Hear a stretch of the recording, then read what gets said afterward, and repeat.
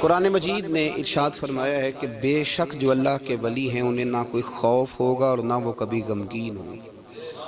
الا ان اولیاء اللہ لا خوف علیہم ولا هم یحزنون، بے شک جو اللہ کے ولی ہیں۔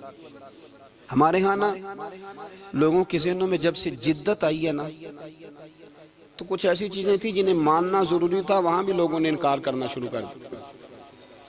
قرآن پاک نے نا درجنوں جگہ پہ اولیاء اللہ کا ذکر کیا ہے۔ اگر دنیا میں کوئی بندہ ٹھیک ہے ہی نہیں تو ولی کدھر گئے؟ یہ کون ہے جن کی قرآن بار بار بات کر رہا ہے؟ یہ کون ہے جن کو قرآن کہہ رہا ہے ان کو نہ کوئی خوف ہوگا نہ غمگین ہوں گے؟ یہ کون ہے جن کے بارے میں قرآن کہہ رہا ہے یا ایھا الذین آمنوا اتقوا اللہ وکونوا مع الصادقین؟ سچے لوگوں کے پاس بیٹھو۔ اگر ہے ہی کوئی نہیں دنیا میں، ہم لوگ اپنی چھوٹی چھوٹی عقل کے دائرے میں بڑی بڑی چیزیں سما کے رکھنا چاہتے ہیں۔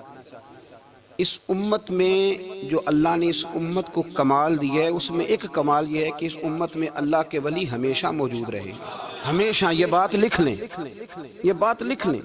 یہ الگ بات ہے کہ پروفیسر کا بیٹا بھی کئی دفعہ ان پڑھ رہ جاتا ہے، باقی سارے لوگ آ کے اس سے فیض یاب ہو جاتے ہیں، وہ کہتا ہے مجھے پتہ ہے ابے کا ابا کیا ہے۔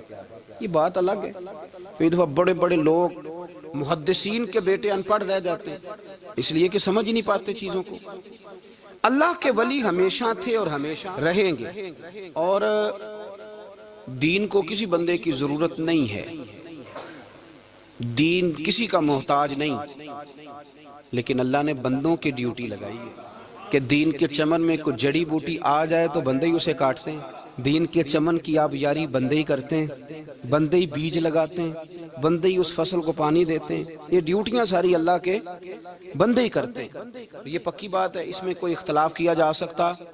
حضرت غوث پاک جیلانی شیخ عبد القادر رضی اللہ تعالی، غوث اعظم درمیان اولیاء چو محمد درمیان انبیاء۔ غوث اعظم کا ولیوں میں وہی مقام ہے جو نبیوں میں رسول کریم کا مقام ہے۔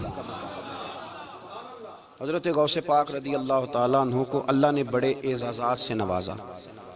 ایک اعزاز اللہ نے یہ دیا کہ ماں کی طرف سے حسینی ہے، باپ کی طرف سے حسنی سید، نانا بھی اللہ کے ولی، دادا بھی اللہ کے ولی، پھپھی بھی اللہ کی بہت بڑی ولی ہے، بہت بڑی ولی۔ والد گرامی، آپ نے وہ سیب والا واقعہ تو بڑا ہی سنا ہوا ہے، اس طرف تو میں نہیں جاتا۔ ماں بھی اللہ کی بہت بڑی ولی ہے۔ یہ اللہ نا اسباب بناتا ہے، خود ماحول بناتا ہے۔ آپ کے جو والد گرامی تھے ان کا نام تھا ابو صالح سید موسیٰ جنگی دوست رحمت اللہ علیہ۔ بادشاہ کے کچھ سپاہی تھے جو مٹکے اٹھا کے جا رہے تھے، اور مٹکے تھے شراب کے بھرے ہوئے، مٹکے اٹھا کے جا رہے تھے۔ حضرت سید محمد موسیٰ جنگی دوست رحمت اللہ علیہ بھی قریب سے گزرے۔ یہ کیا ہے بھائی؟ بدبو سے سمجھ تو گئے، تصدیق کے لیے پوچھا کیا ہے؟ انہوں نے کہا جناب یہ بادشاہ کا سامان لے کے جا رہے ہیں۔ آپ تو جھنڈے والی گاڑی کو ویسے نہیں نہ پوچھ سکتے، سوال ہی نہیں پیدا ہوتا۔ آپ چونکہ جمہوری لوگ ہیں، آپ نے تو بس دفتر بنانا ہے، جب الیکشن ہوگا نا اپنے دروازے کے سامنے سارے محلے سے لڑائی لینی ہے کہ ووٹ میرے آکے دیں، پھر ٹھیک 1.5 مہینے کے بعد سجدہ صاف بھی کر جاتے ہیں، بندہ غلط سی میں نے پتہ ہی نہیں لگا۔ تو یہ پہلے سوچنا تو تھوڑا سا ایسے ہی بلا وجہ الیکشن تو روز کبھی کبھی آئے گا، تو ہم نے ایک جگہ تو روز رہنا، ایک دوسروں سے جھگڑے کرنا اور معاذ اللہ تعالیٰ غیبتیں کرنا، عزتیں اچھالنا، یہ مسلمان کا شیوا نہیں ہے۔ حضرت غوث پاک کے والد نے پوچھا کیا لے کے جا رہے؟ بادشاہ کا سامان ہے جی۔ ہاتھ میں ڈنڈا تھا، 3 مٹکے تھے شراب کے بھرے ہوئے، زور سے ایک ایک ڈنڈا مٹکوں پہ مارا تو مٹکے ان کے سروں پہ ٹوٹ گئے۔ بادشاہ سلامت، ہم سارے تقریباً بادشاہ سلامت ہوتے ہیں، یہ کسی کی جرت ہے مطلب میرے گھر کے معاملے میں مداخلت کرے، اور پھر بادشاہ ہو۔ لوگوں نے جا کے بڑی غیبتیں کی، بڑی بڑی کہانیاں سنائیں۔ اس نے تو توڑ دیا جی مٹکے آپ کے، نے کوئی حال نہیں چھوڑا۔ تو بادشاہ کہنے لگا بلاؤ سید موسیٰ پاک جنگی دوست رحمت اللہ علیہ کو بلا لیا۔ تو کہنے لگے بادشاہ تمہیں پتا تھا مٹکے کس کے ہیں؟ آپ فرمانے لگے پتا تھا مجھے۔ کہا کیوں توڑے؟ فرمایا اس لیے توڑے کہ مجھے تیرے اوپر رحم آ گیا تھا، تو اگر شراب پیے گا تو دوزخ میں جلے گا۔ مجھے رحم آیا تھا، میں نے توڑ ڈالے۔ تو کہنے لگا آپ کون ہیں؟ تو آپ فرمانے لگے میں محتسب ہوں، میری حساب کتاب لینے کی ڈیوٹی ہے۔ محتسب ہوں، غلط آدمی کا حساب کروں گا؟ تو بادشاہ کہنے لگا کس نے ڈیوٹی لگائی آپ کی؟ فرمانے لگے میری ڈیوٹی میرے رب کریم نے لگائی ہے، میری ڈیوٹی اللہ نے لگائی ہے۔ تأمرون بالمعروف وتنہون عن المنکر، مسلمان کے ذمے ہے اچھائی کا حکم دے گا، برائی سے روکے گا، یہ ذمہ داری ہے، میری اللہ نے ڈیوٹی لگائی ہے۔ بادشاہ پہ اتنا روب طاری ہوا کہ کہنے لگا حضور آپ کی بڑی مہربانی، آپ نے یہ کام کیا۔ کہنے لگا جناب اگر آپ اجازت دیں تو میں بھی آپ کو محتسب نہ بنا دوں، آپ میرے وزیر بن جائیں، کوئی بندہ اس طرح کا کام کرے تو اسے روکیں۔ تو آپ فرمانے لگے نہیں، تو اپنی نوکری سنبھال کے رکھ، جسے اللہ ڈیوٹی پہ لگائے اسے پھر بندوں کی ڈیوٹیاں نہیں کرنی چاہیے۔ یہ اعزاز اللہ نے انہیں دیا، یہ شان رب کریم نے عطا فرمائی۔ ان کے صاحبزادے تھے حضرت غوث پاک جیلانی رضی اللہ تعالی عنہ۔ اللہ تعالیٰ نے جب کسی شخص سے کام لینا ہوتا ہے تو اللہ اس کے لیے اسباب بھی خود ہی پیدا کر دیتا ہے۔ علامہ اقبال اپنے استاد کی بڑی قدر کرتے تھے، شمس العلماء کی۔ تو ایک دن حضرت شمس العلماء سے کہنے لگے استاد جی آپ کی مہربانی سے پڑھ گیا ہوں۔ تو فرمانے لگے پتر تیری کلاس میں تو 250 لڑکا تھا، میری مہربانی تو سب پہ تھی، پر سارے تو اقبال نہیں نہ بنے۔ فرمانے لگے تیرے اندر بھی کوئی خوبی تھی، اس کی وجہ سے اللہ نے تجھے یہ اعزاز، کوئی چیز تیرے اندر بھی۔ اللہ تعالیٰ جب کسی بندے کو نوازتا ہے نا تو بندہ بھی محنت کرتا ہے، لیکن اس کی محنت سے زیادہ اللہ کے فضل کا دخل ہوتا ہے۔ تو بندے کئی دفعہ کہنے لگ جاتے ہیں بڑی مشقت کی، بڑی محنت کی، کچھ بھی نہیں ہوتا، زیادہ اللہ کے فضل کا انحصار ہوتا ہے۔ رب جیسے چاہتا ہے ویسے فیصلے دیتا ہے۔ آپ فرماتے ہیں کہ میں چھوٹا سا تھا، والد انتقال کر گئے، والدہ تھی میری اور ہم 2 بھائی تھے۔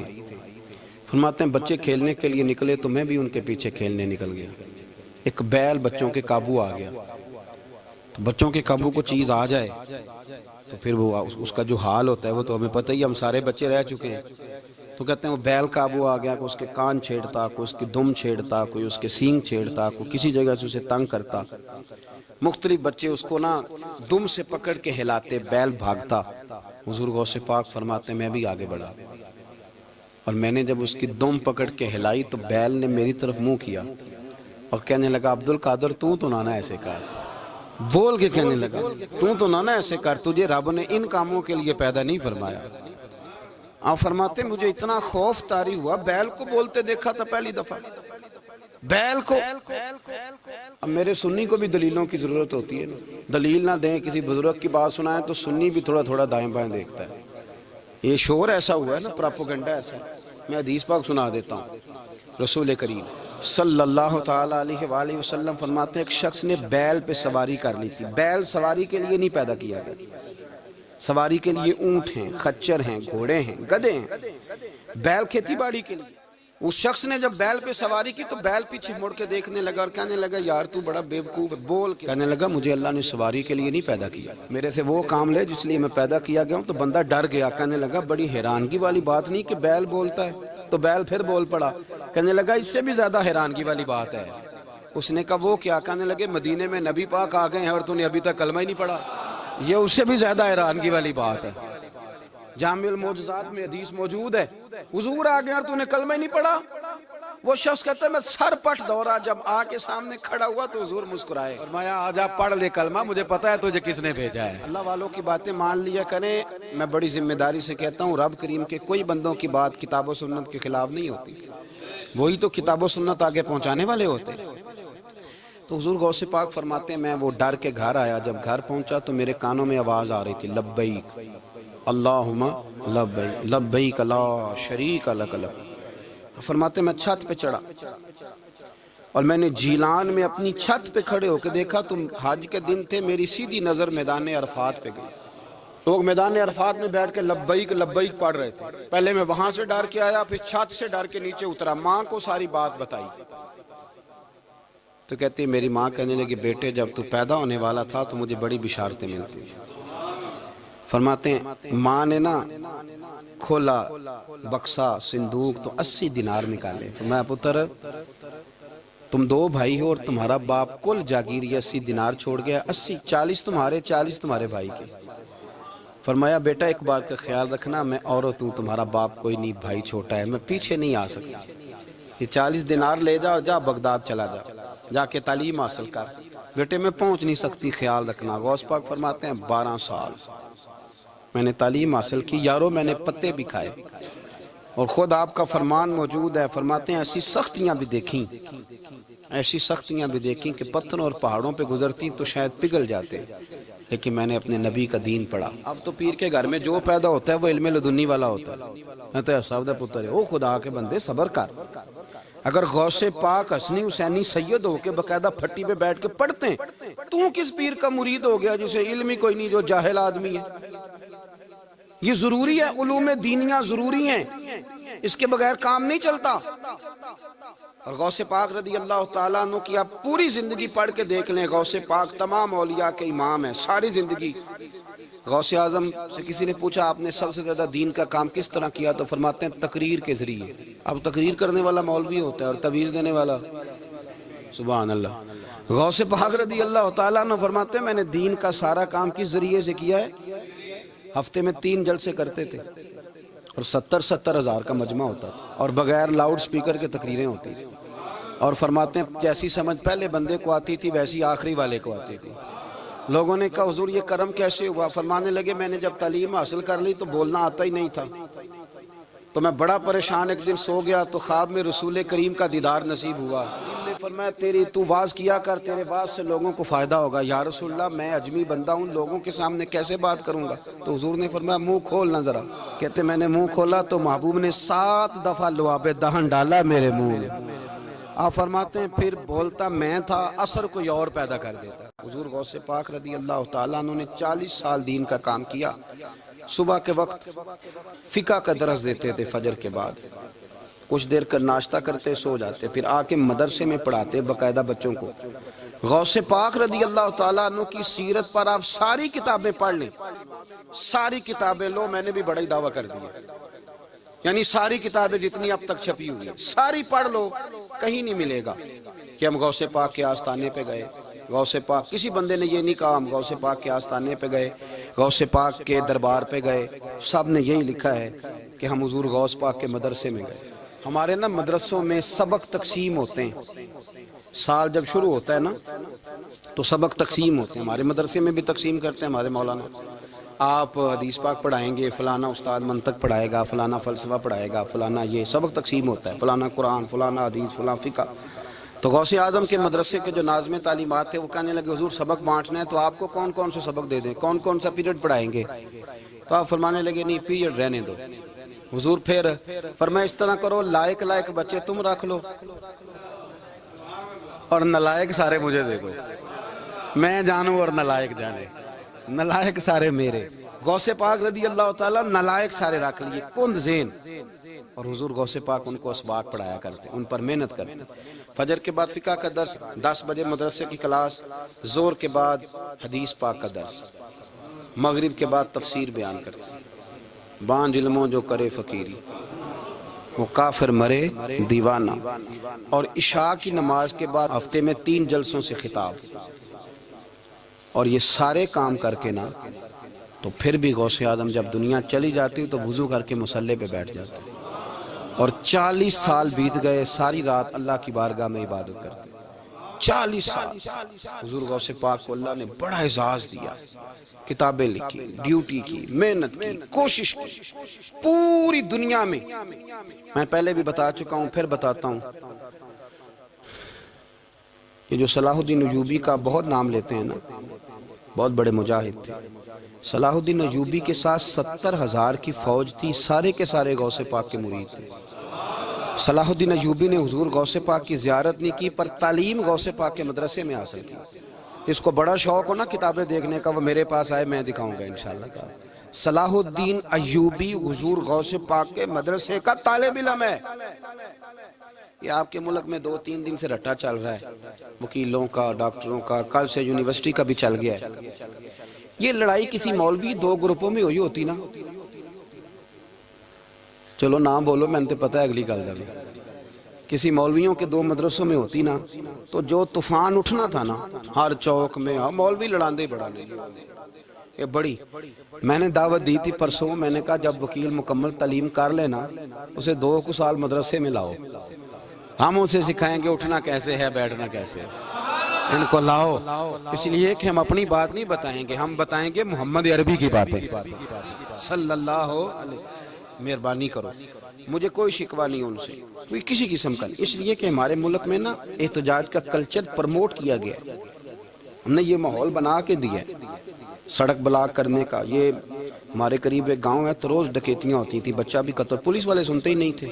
ان بیچاروں نے روڈ بلاک کیا تو سب صحیح ہو گیا، اسی وقت سارا کچھ ہو گیا. اب پہرے داری بھی لگتی ہے، اب جناب چوکیاں بھی قائم ہو گئی، سب کچھ ہو رہا ہے.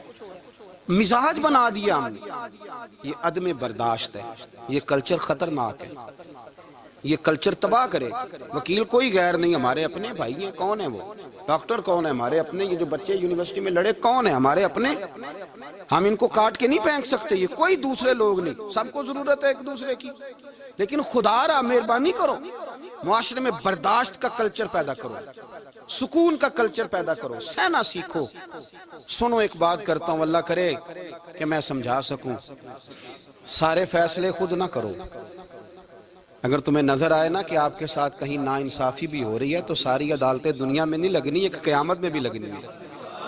ہاں، امام حسن کو زہر دے دیا گیا تو امام حسین کہنے لگے بھائی بتاؤ کس نے دیا ہے؟ فرمایا حسین اگر وہ نہیں جس پر مجھے شک ہے تو میں کسی آدمی کا بلا وجہ تمہیں نام کیوں بتا دوں؟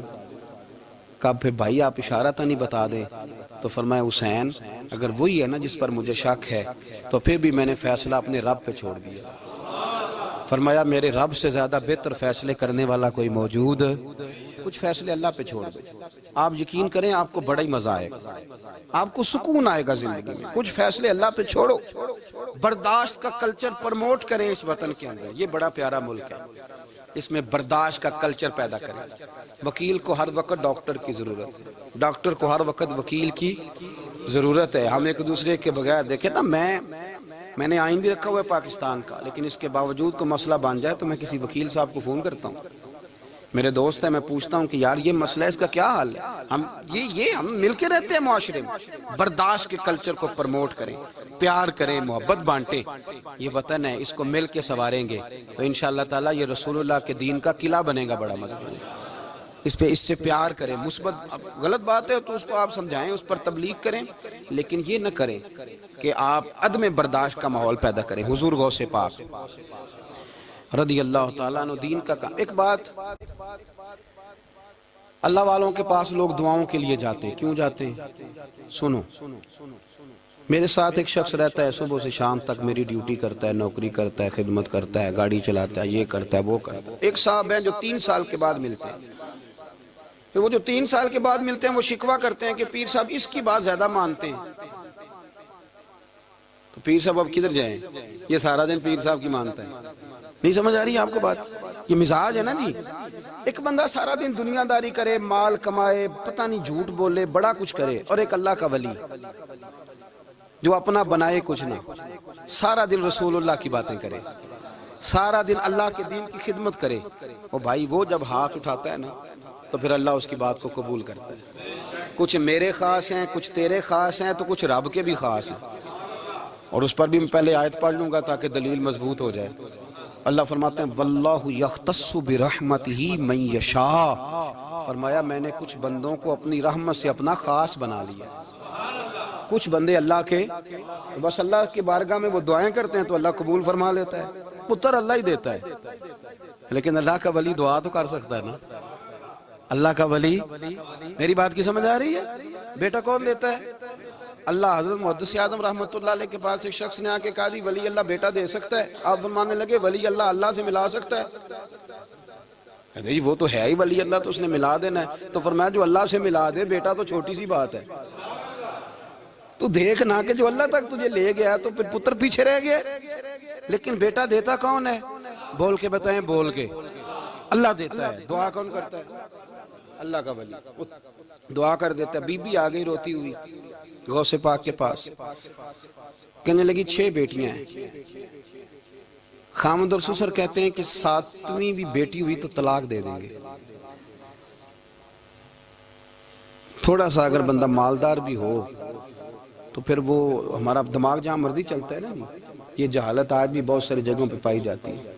تہذیب سکھاتی ہے جینے کا سلیقہ، تعلیم سے جاہل کی جہالت نہیں جاتی۔ تو رو پڑی۔ حضور غوث پاک رضی اللہ تعالیٰ عنہ نے بلایا اس کے شوہر کو بھی اور سسر کو بھی، فرمایا یہ دیکھ یہ تو اللہ کے کام ہے، جس کو چاہے بیٹیاں دے، جس کو چاہے بیٹے دے۔ تو جو نہیں مانتے پھر غوث پاک کی بھی نہیں مانتے، انہوں نے کہا جی نہیں دی، میں تو نکاح کروں گا۔ چلے گئے تو غوث پاک کی بارگاہ میں وہ بیٹی اور اس کا باپ اور اس کی ماں پھر آئے، کہنے لگے حضور مہربانی فرمائیں۔ پھر اللہ کے ولیوں کے پاس ایک قوت ہوتی ہے جس کا نام مصلی ہے۔ مصلی بہت بڑی طاقت، بہت بڑی۔ حضور نے فرمایا دعا صلاح المومن، فرمایا دعا مومن کا ہتھیار ہے۔